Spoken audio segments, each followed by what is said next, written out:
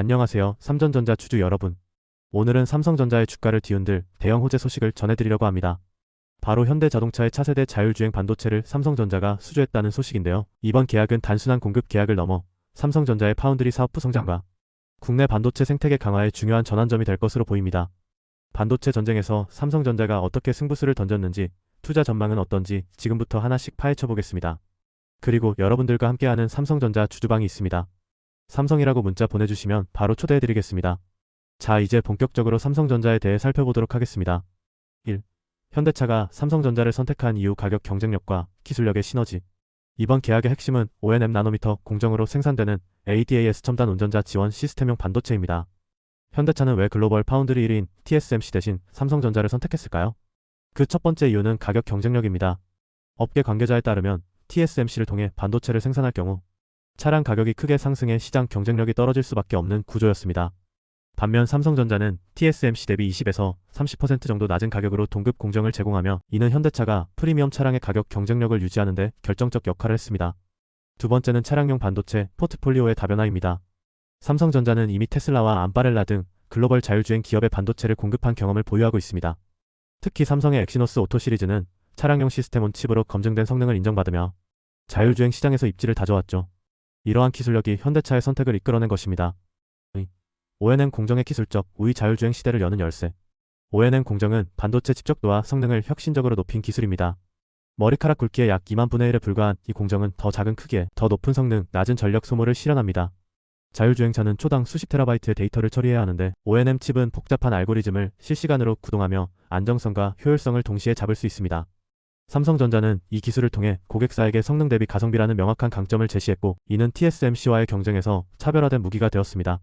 또한 5nm 공정은 향후 3nm로의 기술 확장에도 유연성을 제공해 장기적인 협력 가능성을 열어두고 있습니다. 3. 도전 과제. 디자인하우스 선정 지원과 해결 방안. 하지만 이번 계약에 걸림돌이 없는 것은 아닙니다. 디자인하우스 선정 지원이 문제로 부각되고 있죠.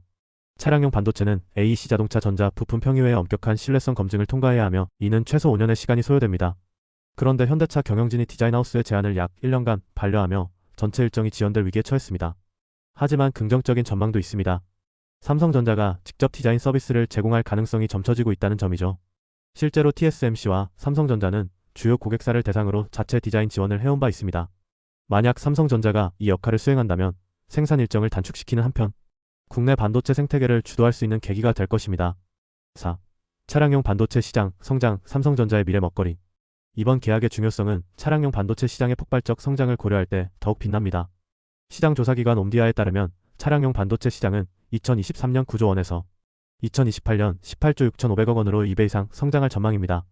특히 자율주행 레벨이 높아질수록 고성능 반도체 수요는 급증할 것이며 삼성전자는 이 시장을 선점하기 위해 파운드리 사업부에 집중 투자하고 있습니다. 삼성전자의 전략은 명확합니다.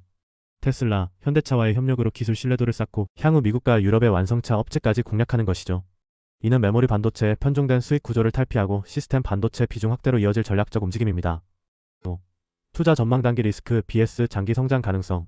단기적으로는 디자인하우스 문제와 글로벌 경기 불확실성이 부정적 요소로 작용할 수 있습니다. 그러나 장기 투자 관점에서 삼성전자는 명백한 성장 동력을 확보했죠. 첫째, 파운드리 사업 다각화로 인한 수익 안정화입니다. 차량용 반도체는 스마트폰용 칩보다 수명 주기가 길어 안정적인 수익원이 될 것입니다. 둘째, 자율주행 기술 표준화에 따른 선도 주자 효과입니다. 삼성전자가 현대차와 공동 개발한 반도체는 향후 업계 표준으로 자리 잡을 가능성이 높습니다. 마지막으로 정부의 반도체 지원 정책과 맞물려 국내 생태계를 주도할 수 있다는 점도 긍정적입니다. 물론 투자에는 신중함이 필요합니다. 반도체 경기 사이클의 변동성과 경쟁사들의 기술 추격을 고려해야 하죠.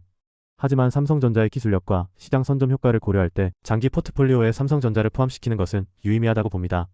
지금까지 삼성전자의 현대차 반도체 수주 소식을 중심으로 투자 전망을 분석해봤습니다. 기술적 배경과 시장 전략을 이해하셨다면 구독과 알림 설정으로 또 다른 투자 인사이트를 받아보세요. 다음 영상에서 더 큰 기회를 놓치지 마시길 바라며 오늘 영상 여기서 마칩니다. 감사합니다.